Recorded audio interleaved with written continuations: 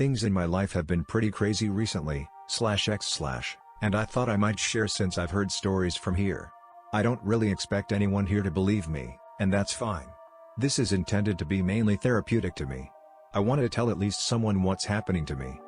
I lived near an old patch of woods in North America when I was about 12. When I say old, I mean primordial old. Shit lives in there that you never knew existed. I lived in a little town, at the end of a dead-end lane, before people started moving in and making changes to the town. I had 3 friends that I always hung out with over vacations, and during the summer, we didn't all go to the same school. But we lived in the same town. Taylor, Josh, Pepper, and me. The woods were kind of ours. Nobody went, or goes, into the woods. There are no roads that went through them, and it was just better to avoid them unless you were really young, stupid, or high. Sometimes, a neighboring farmer's animal would get lost in the woods, and though attempts would be made to find it, rarely any animals were ever found. If they were, they usually died of shock shortly thereafter. I can detail the sorts of things we found in the woods, but that might be for later. The shit we found was pretty awesome. But in the summer of '98, something happened that I can't really remember.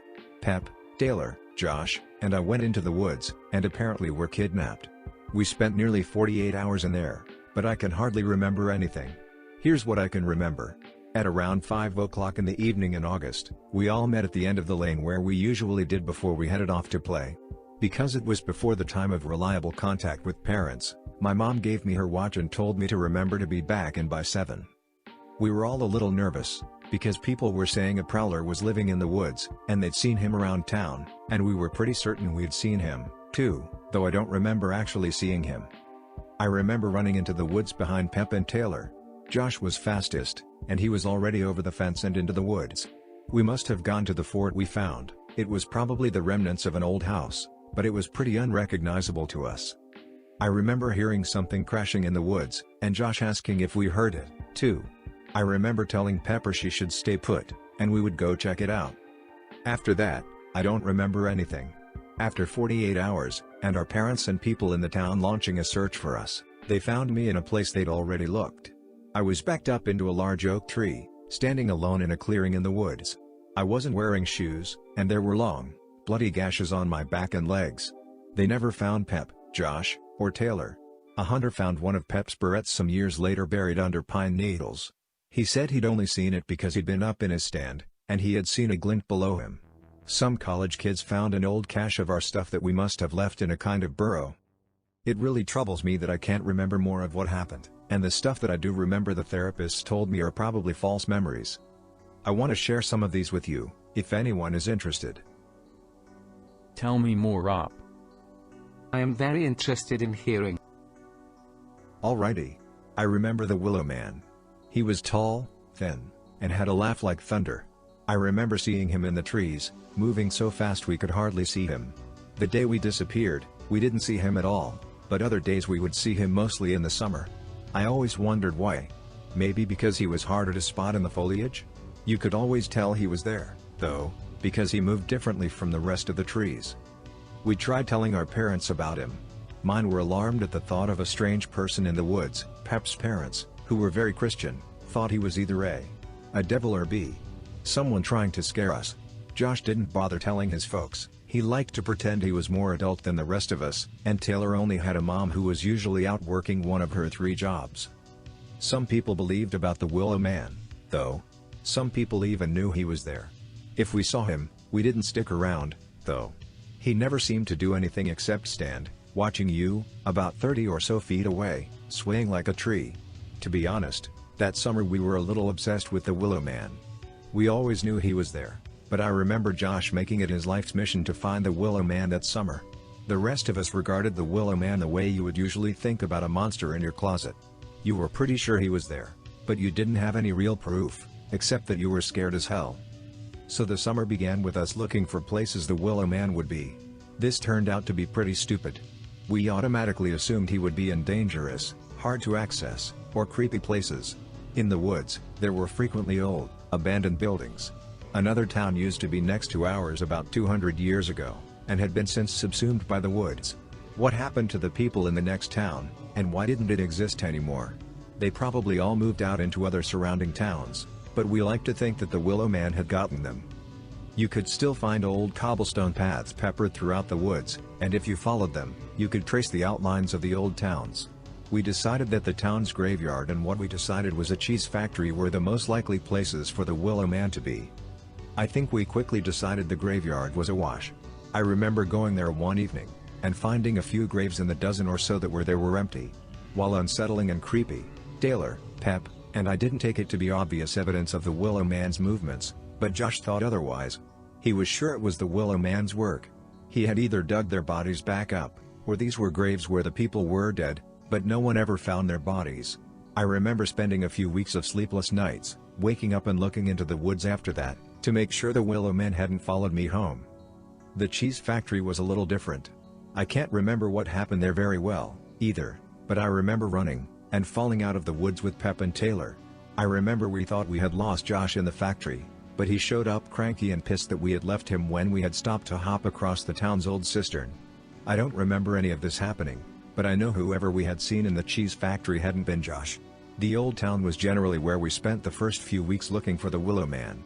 There honestly wasn't that much to explore, since it was all run down and before the advent of electricity. There was also a sort of watchtower made of wood somewhere in the center of the woods. While you might think that we were trespassing, this thing was as old as dirt. Made from whole trees by probably axes, and held together by old, rusty metal nails. It was the most curious construction. Josh decided around the end of May that it was originally built by the old townsfolk to keep a lookout for the Willow Man, and decided in keeping of our forefathers' traditions, we should use it to do the same. We planned to have a sleepover in it, in fact. I remember lying straight-faced to my parents about sleeping over at Josh's. We all did, in fact, except Joshua. We all snuck into the woods at around 5, and climbed up the watchtower.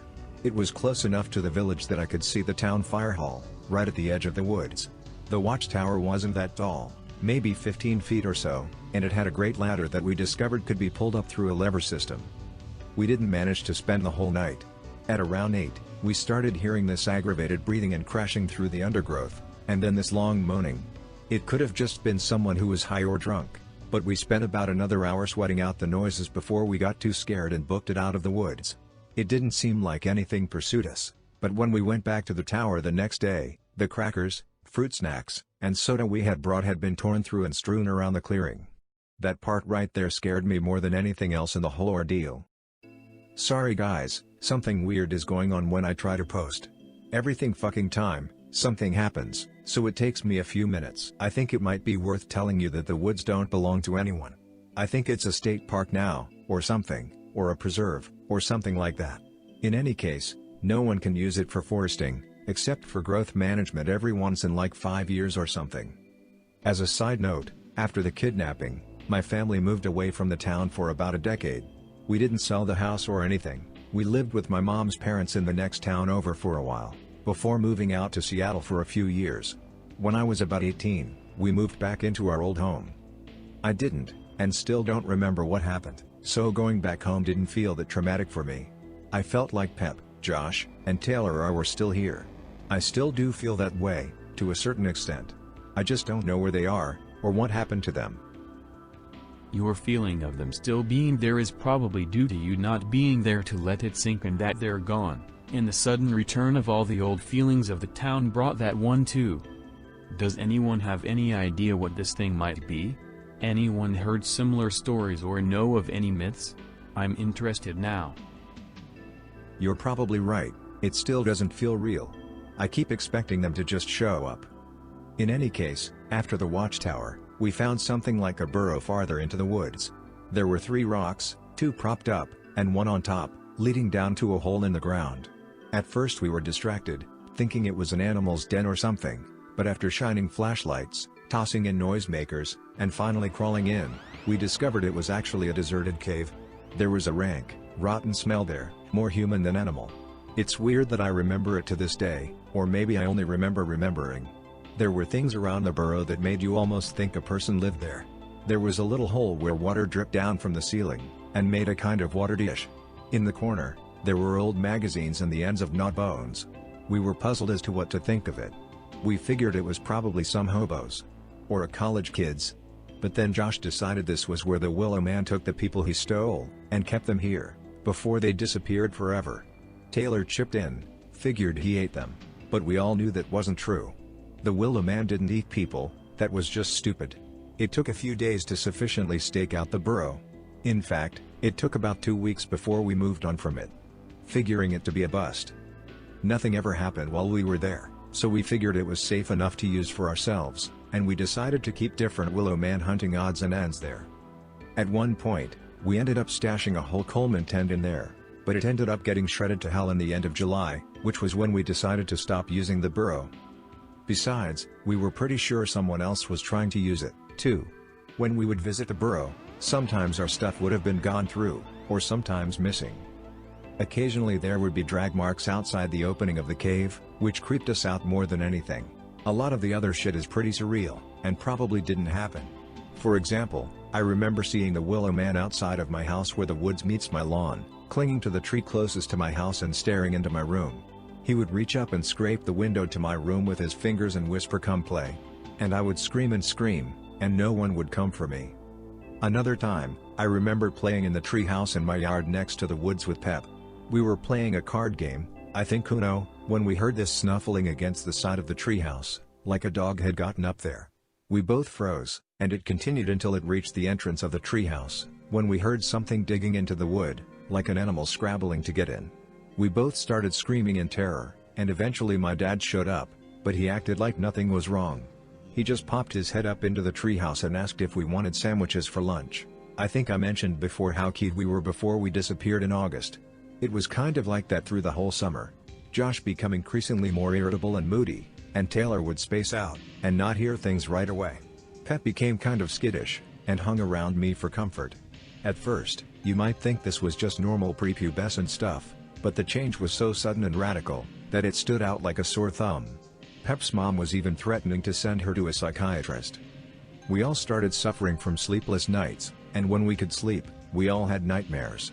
I got to the point when I wasn't with my friends that I would just lay listlessly around the house. And I remember hearing this one song around then. Just this one little snippet, and it keeps playing on repeat in my head, like a little bit of carnival music. I almost think I heard it when we were out in the woods somewhere. Like I mentioned, I can't remember the day I disappeared entirely clearly, but I do remember snippets. One of the most disturbing things I remember is kneeling on my knees on a wide piece of stone bedrock, I think, with my hands up in front of me, holding something. I don't remember what this was. I also remember being gagged, I think, or something being forced into my mouth. But the first thing I do remember after these little splintery memories is waking up in a hospital room. It took me ages to be convinced that Pep, Josh, and Taylor were missing. After a while, people started saying they were dead, but I knew better. When we moved out, I still knew better. And I know better to this day. Which takes us to the present day. I am 25. I have my own place in town, but I frequently crash with my parents because I'm a giant pussy. As I type, I am in my old room in my parents' house. In fact. And I think the Willow man is back. At some point, I'll come back and tell you all the other weird little things we found in the wood when I was younger. But I want to get what's happening to me now off my chest. It started a few months back, right before winter started. I was taking the four-wheeler out just for something to do. I have only a part-time job, so I have some free time, and just as I was about to start it when I saw something glinting just past the start of the woods. The woods, by now, have become something that is only vaguely frightening, like hearing something in an urban legend. But when I saw that little glinting like winking in the woods, I began to have a small panic attack. I couldn't identify why I was so scared, but I knew if I went and looked, I was going to find something I didn't want to.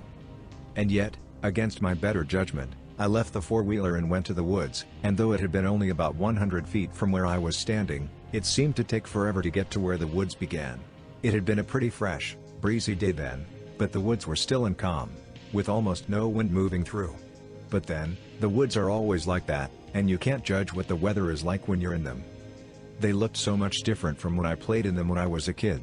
There's lots more undergrowth now behind my property, and it just seemed quieter. No birds, no squirrels, nothing.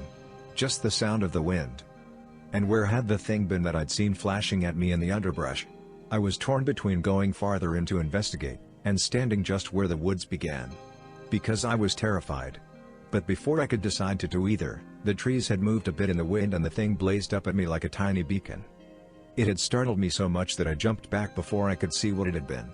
I had stood frozen where I was before I bent down to check it out. It was just uncovered under a little pile of dead foliage and mallow. It was an X-Men trading card that kept catching the sun and reflecting back at me, the holographic kind that were popular back in the 90s. This one had Wolverine on it, thrusting his claws out at you. It had been Josh's. I tried rationalizing to myself, because the last place it had been was my tree house, and then in the watchtower in the woods, but I figured it could have just basically migrated like basically everything in the woods does. But it had been so shiny and untouched by the elements I knew this wasn't true. In the end, I couldn't pick it up. I felt like it was a trap, so I turned around and went back inside, leaving the four-wheeler out and getting a lecture from my dad later. When I checked back in the evening later that day to see if the card was still there, it had disappeared. I know I didn't imagine it, and it felt like a trap. It's in northern New York, but that's all I'm going to say. I've been finding different things on the edge of the woods since then, but I haven't gotten the balls to go in and check it out. When there was still no snow cover, I found an empty bottle of lemonade. The label was sun-bleached and faded, and something I remember from being a kid, a compass, something of Josh's that he had been exceedingly proud of, and we'd used to try to triangulate where the Willow man would be, unsuccessfully, and a metal ball with tiny little dents in the surface like an animal had been chewing on it. The last one I have no idea what to make of, but it seems familiar to me somehow. I have no idea how these things keep coming back to me, but it's been frightening me, to say the least. I've been trying to ignore the edge of the woods lately, because the snow cover is gone again. But I'm afraid there's something there, waiting for me.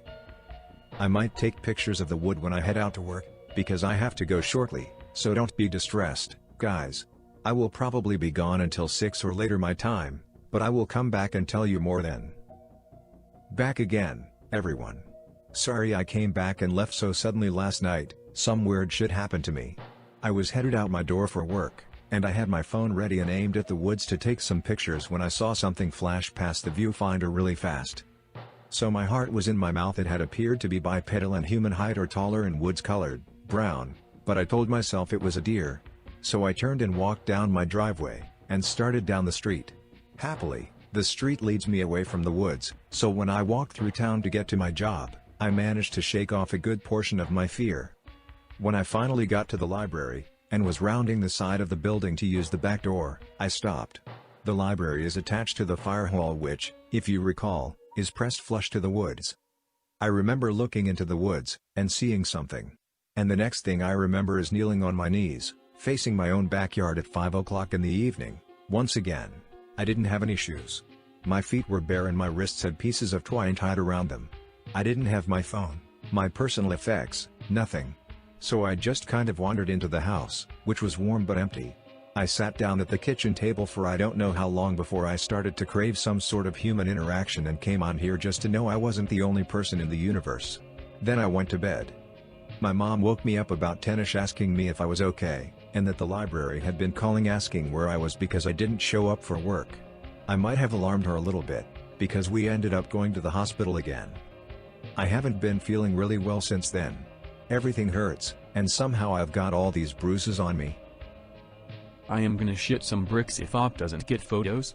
Also, the more you talk the more it sounds fake. There's no way there's less than 50 people in your village. I will. Keep your shirt on. Here's how where I live works. The township I live in incorporates about 3 or 4 villages altogether. So although I live in a town with around 1,000 people, I actually live in a tiny little hamlet with a cluster of houses. That's just how NNY works, folks. Guys, sorry I left and didn't return until now. I keep getting fucked with lately. I left work yesterday, and got waylaid by Josh's mom. I spent the entire day with her yesterday, and she doesn't have a computer. She was freaking out, for some reason, about wondering where Josh was, and if I'd seen him lately. It's been a long while, and she never started showing signs of crazy. I was hoping this was just some sort of minor break because of stress. To make her feel better, I spent the day and part of the night with her, too. About 3 in the morning, I woke up. I was sleeping in the living room, to hear taps on the patio door. Josh's family have this giant German Shepherd, and it's smart enough to claw at the door when it can see someone and wants in. So, half awake, I went to the door, only to find nothing on the other side of the glass. I kind of stood there stupidly for a while, staring into their backyard, before I saw something glinting in the yard. and then I realized something was staring back at me, or thought there was. There were these two little red lights, winking on and off in the mid-horizon. I tried figuring out if they were possibly cell towers, but then they moved off, to their side yard, and I tried convincing myself it was some sort of animal. I huddled back onto the couch. The dog had jumped up, so it had been inside the whole time, and tried getting back to sleep. I didn't mention what I saw to Josh's mom. The next morning, when I left, I saw there was a cowtooth, sitting on the porch railing. It had been another of Josh's keepsakes, something he'd picked up on a trip to a farm and school. So, I had woken up at about 5 or 5:30 this morning, and made my way home. I didn't bother with the cowtooth. It was still dark, so it was damned unnerving walking back to my house, but I made my way back unmolested, made my way quietly into the house and threw my ass into bed to try to get a little more sleep. And then, not too long ago, I was woken by this awful shrieking coming from somewhere behind my house. I woke up, sprinted to my parents' room where the best view of the backyard at, parents were already at work, and stared into the dark again. I didn't know whether or not to pass it off as animals, because I did hear something brush against the house, and then some low, gnawing growling, but then nothing. It's just started getting a little lighter, so I think I may check outside and see if there's any carnage. To answer some things that were brought up, yeah, there was something up with Josh. He was kind of the leader of the merry band, and he was one of those kids that would grow up into one of those guys that naturally take charge of things. Also, yes, I am trying to protect my safety as well as yours. I've given you all the hints I feel comfortable giving you, but I will stress again, I live in upstate NY, on the lake. It's about 5 minutes walk from my house. I'm sorry if my story has holes in it. Though I really appreciate everyone coming to read and enjoy it, I didn't come here to make you believe it. I can only tell you what's been going on in my life and what's happened. I'm not going to remember everything clearly, partly because I'm human, and partly because my brain has been fucked with. Sorry guys, you were correct in thinking I had work. My family owns a farm that I work on when I'm not in regular work that pays me. In any case, I forgot entirely to share what else has been happening to me aside from my random blackouts, and visit to Josh's mother's house. Recently, I'll hear this one strain of music. I think I may have mentioned this before. It's like a little bit of carnival music, and then a little melody of bells. Our town has 2 churches, and one of them is still in use, and plays melodies every half hour. I recognize what that sounds like, but I'll only hear these different songs when I'm closer to the woods. In retrospect, I seem to remember these from when I was a child, too. It's an unsettling sensation, as if something is trying to lure me into the woods. I had a scare around last April I forgot to mention as well. Remember how I told you I had been found barefoot? I discovered one of my old shoes, tied by one of the laces, and dangling from a lower branch as though someone had put it there for someone to claim. I recognized it, though. I had been wearing Converses that I had been extremely proud of, with a star emblazoned on the heel. I had been heading out from my parents' house to go back to my place, when I had seen it, and had approached to get a better look. The shoe was dangling about eye level to me, and everything about it screamed trap. I stood about 10 feet from it, examining it. It was battered and damaged from the elements, but I could still make out where blood had soaked into them. That was when I heard this enormous crashing slightly farther off in the woods, in a rather leisurely pace. Could it have been deer? Certainly. But I noped the fuck out of there anyway. My mind might have been playing tricks on me, but I swear that I could hear a booming coming back at me from the woods. Sorry guys, I've been kind of busy today to try to keep my mind off of it. I was working on our family's farm when I heard what sounded like Josh calling me in the woods. I didn't go, but I just kept staring, and there was that thing again. Next time I will take a tape recorder or a video camera so I can show you all. I have to get back to work for now, but I will update later.